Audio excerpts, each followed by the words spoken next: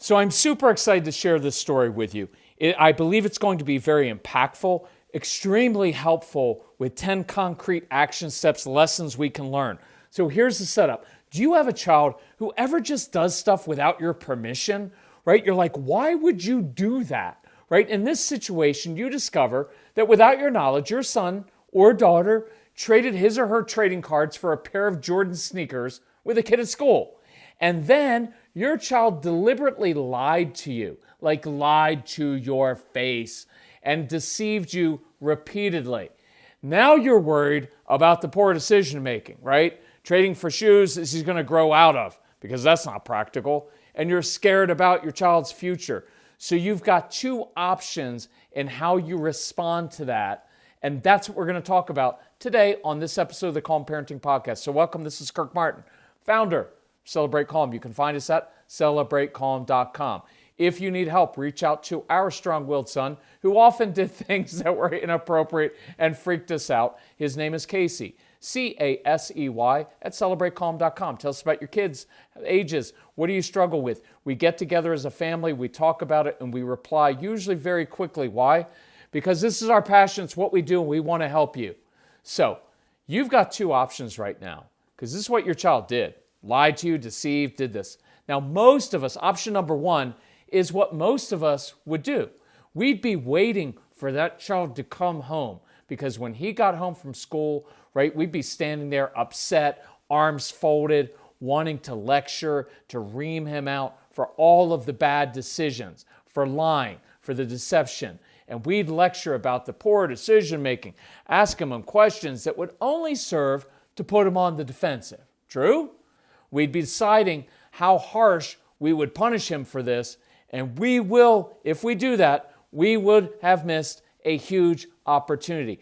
I get it. That's the normal way to react, but it doesn't work. It destroys your relationship, and you never really get to the root of the issue because you're just reacting with fear and you're projecting into the future. It wouldn't change a thing. Your child ends up feeling like more of a failure than he already does, and you would have missed a huge opportunity. So number two, here's the second response, and this is what I would recommend.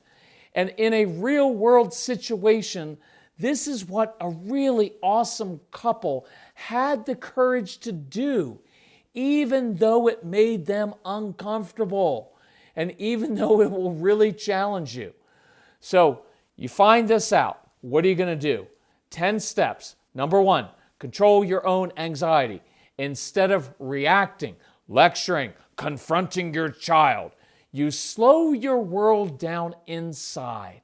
And that is such a huge key. It's why I want you to work through the 30 Days to Calm program, because we teach you step by step, how do you slow your world down inside so you stop reacting all the time to everything, get triggered by everything.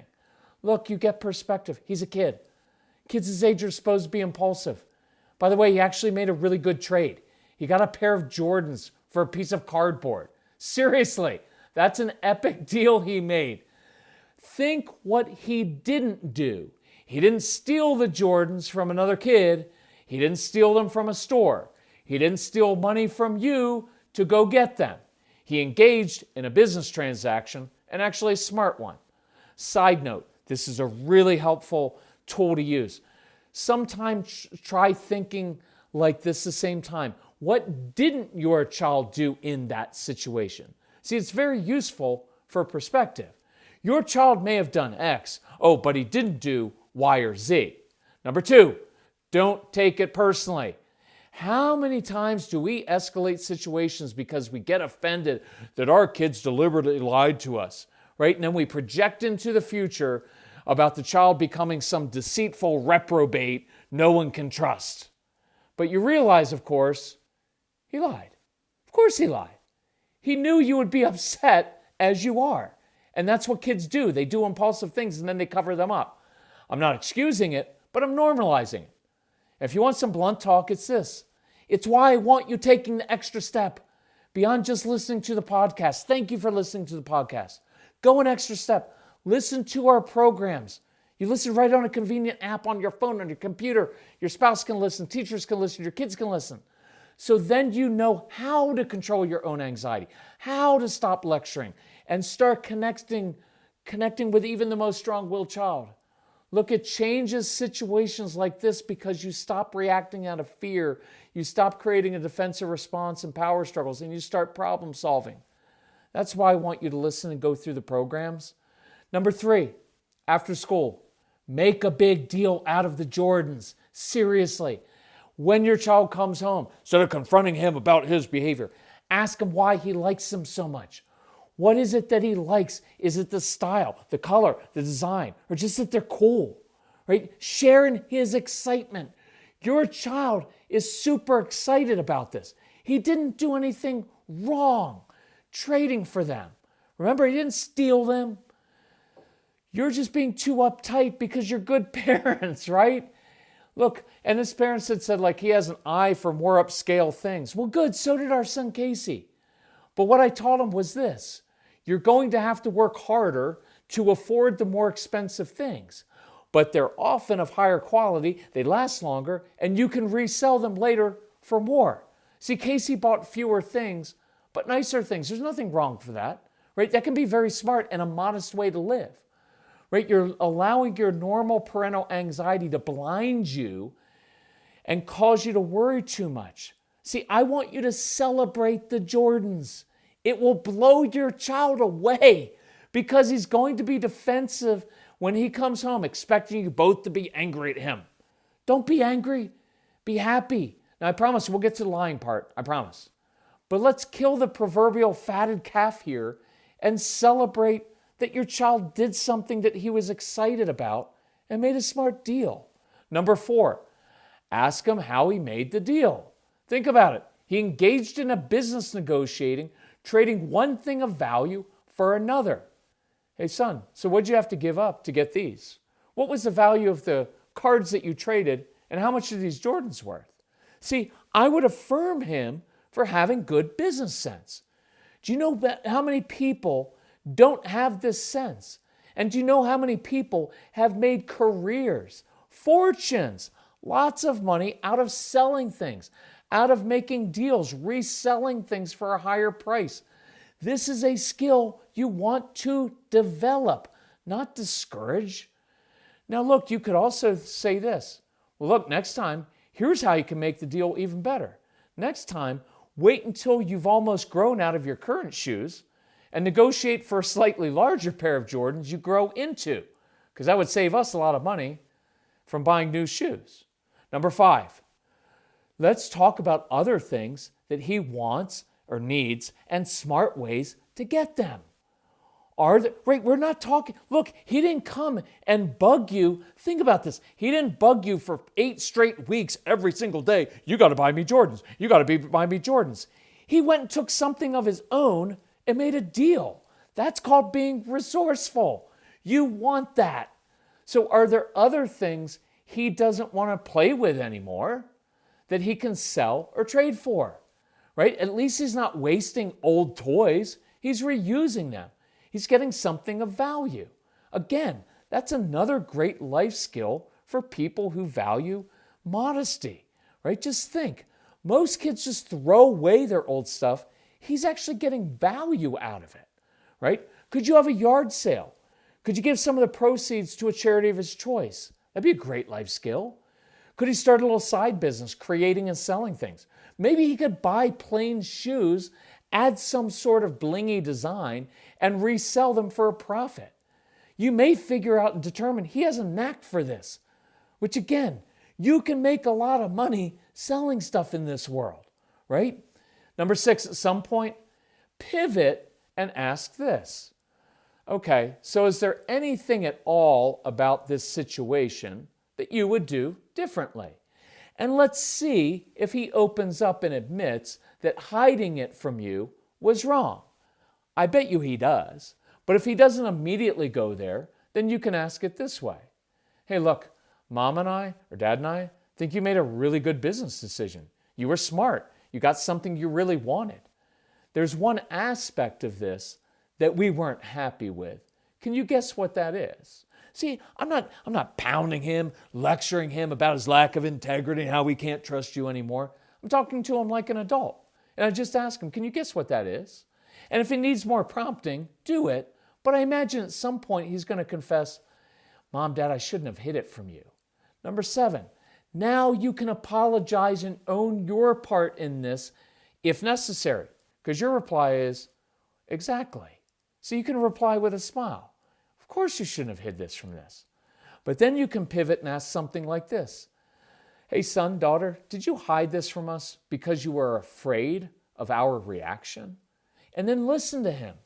I'm not blaming you as parents for this. I don't do blame or guilt. I just want to own our stuff.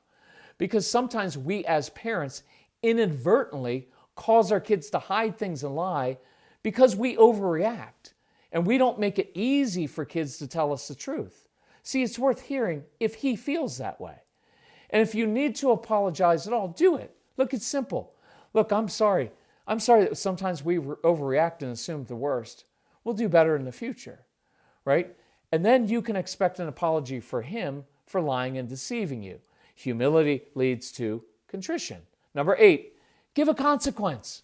Just don't make it personal and don't think it's going to be the most important part. But by all means, take away his phone, his computer for lying to you. Take it away for a week. I don't care. You can even say, try this sometime. So what do you think would be an appropriate consequence for lying to us about this? And then see what your child suggests. You don't have to take his recommendation if it's a weak one. You just say, look, I'm not mad at you. I'm just letting you know this isn't acceptable. So in this case, we're going to take your computer or phone away for a week. There's nothing wrong with that. It's a perfectly great thing to do. Number 9, this is what I really want though. I want to use this as an opportunity to problem solve by role-playing the situation, right? Okay, son, daughter, so next time this situation comes up, how can we handle it differently? How can we make it easier for you to come to us so we can perhaps even help you negotiate better? And what could you do differently? I hate role-playing, but I love role-playing because it's extremely effective. But it will be, if you ask your child to role-play with you, it is a far worse consequence for a kid than just any other consequence. And it's far more effective. So here's what I want you to do. Have him walk into the house with his new Jordans on display and say, Mom, Dad, guess what I did? And then he tells you. And then you practice your new response, not freaking out and lecturing him about why it wasn't practical, right? You practice listening, having a conversation, and problem solving. See, that will pay dividends in the future. And think about this. He will practice saying things that disappoint you. See, that's really important because you want him coming to you throughout his childhood and saying things honestly so that you can help him, right? Many of us have a hard time speaking up as adults to this day. Is that not true? Because you're afraid people are going to reject you. But he gets to practice saying something that disappoints you, and you get to practice not reacting, right? And you may need to repeatedly practice that. But see how much more effective this approach is than simply reacting, getting upset, lecturing, taking away his screens? You actually practice new skills. See, that's discipline. Discipline means to teach, not to react out of frustration. Number 10, and I'll repeat this, end the evening by celebrating him. He made a smart deal. He took something he didn't value anymore that has zero practical use. It's a piece of cardboard, and he traded it for clothing he can use. See, I would adopt your son because he has the makings of a really smart business person. Now, the parents told me, and kudos to them for actually doing this, right? They told me their son was proud to tell them the first thing he did when he got home was clean his new shoes. I can guarantee he never cleans his bedroom, his bathroom, or other things. Probably doesn't put away the laundry, probably doesn't put away dishes. But when our kids care about something, they are motivated and do the right thing. And I also want you to end the evening by celebrating yourself and the fact that you didn't freak out. See, how many nights like this have ended in shame, tears, lectures, anger, a kid who feels like no one understands him and misjudges his motives? How many evenings spent with parents worried and anxious and upset? And ultimately, how many nights end with frayed relationships between a parent and child, and even between two parents? But you controlled your anxiety. You didn't lecture or yell. You didn't accuse. You saw the situation differently. You problem solved. And you taught your child and yourself new life skills. That's what we're after. It's why I want you to go through the Calm Parenting program or the Get Everything program, so you know exactly how to do this and it gets down deep inside of you so that it becomes second nature. If you want to do a phone consultations with me, go ahead and sign up. CelebrateCalm.com. Look for it. If you want to do the mentoring, great. But I would start with get the programs, work through them, and as you do, email us with questions and we will help you. Why? Because that's our mission, is to change your family life, and it starts with you. No guilt, no blame. That's just changes. If we can help you, reach out to our son, Casey, Casey at CelebrateCalm.com. Thanks for listening to the podcast. Thanks for sharing it. And we'll see you on Facebook, Instagram, and our free newsletter. But let us know how we can help you. Love you all. Bye-bye.